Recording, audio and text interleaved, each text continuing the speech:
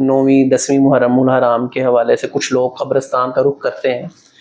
اپنے عزیز و اقارب جو دنیا سے چلے گئے ان کی قبروں پہ جا کے مٹی نئے طریقے سے جو ہے وہ ڈالتے ہیں، تو آپ کیا فرماتے ہیں کہ یہ جو 10 محرم الحرام اور 9 محرم الحرام کو قبرستان میں اپنے عزیز و اقارب کی قبر پر مٹی ڈالتے ہیں، اس کے حوالے سے کیا فرماتے ہیں آپ؟ اس حوالے سے ایک تو جو بنیادی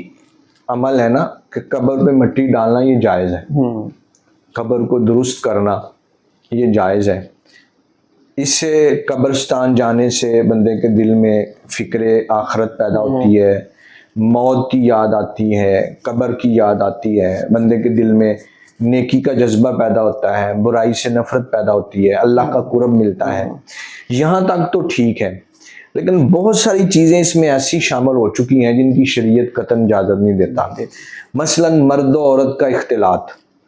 یعنی قبرستانوں کے اندر شاید اتنے مرد نہیں ہوتے جتنی عورتیں ہوتی ہیں، بالکل، اور پھر وہ نئے کپڑے پہن کے میک اپ کر کے اور مطلب خوشبوئیں لگا کے، عورت کو تو ویسے خوشبو لگانا منع ہے، تو اس طرح قبرستان پھر مردوں کے اندر جانا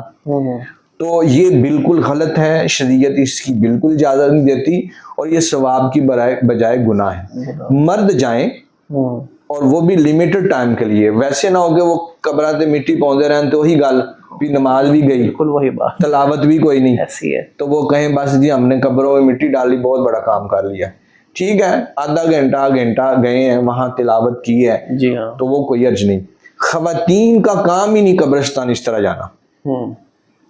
تو خواتین کے لیے یہ ہے کہ وہ گھر میں بیٹھ کے پڑھائی کریں،